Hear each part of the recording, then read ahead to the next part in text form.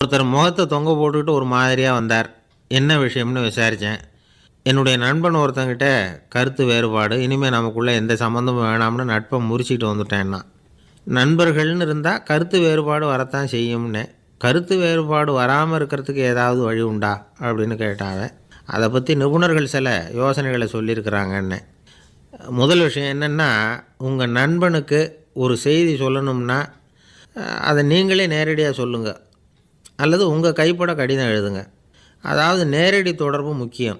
அதை விட்டுட்டு இன்னொருத்தர் மூலமாக நண்பர்களுக்கு செய்தி அனுப்புனா நீங்கள் சொல்கிற செய்தி அப்படியே போய் சேராது, அது சேதமாயிடும்.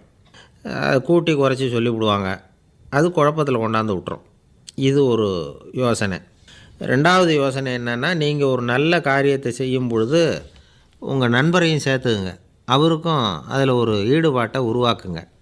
மூணாவது யோசனை, நம்ம பக்கத்தில் இருக்கிற நண்பர் மகிழ்ச்சி அடைகிற மாதிரி ஏதாவது செய்யணும். சின்ன சின்ன செயல்களாக இருந்தாலும் பரவாயில்ல, அவர் நமக்கு எதுவும் செய்யலையே, நாம் எதுக்கு செய்யணும் அப்படின்னு நினச்சிக்கிட்டு இருக்கக்கூடாது.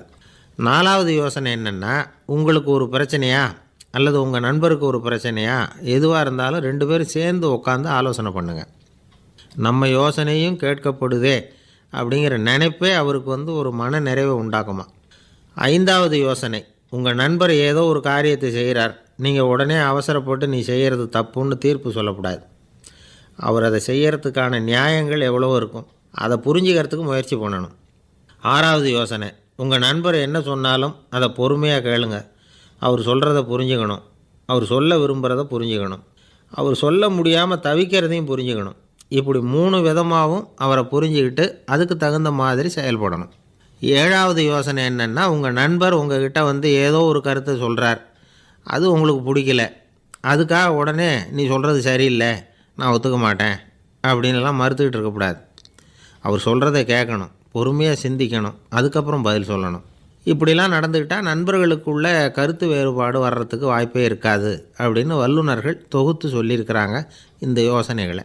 எனக்கு தெரிஞ்ச சில நண்பர்கள் உண்டு, அவங்களுக்குள்ளேயும் கருத்து வேறுபாடுகள் வராமல் இருக்கிறதுக்கு சில நுட்பங்களை கையாளுறது உண்டு.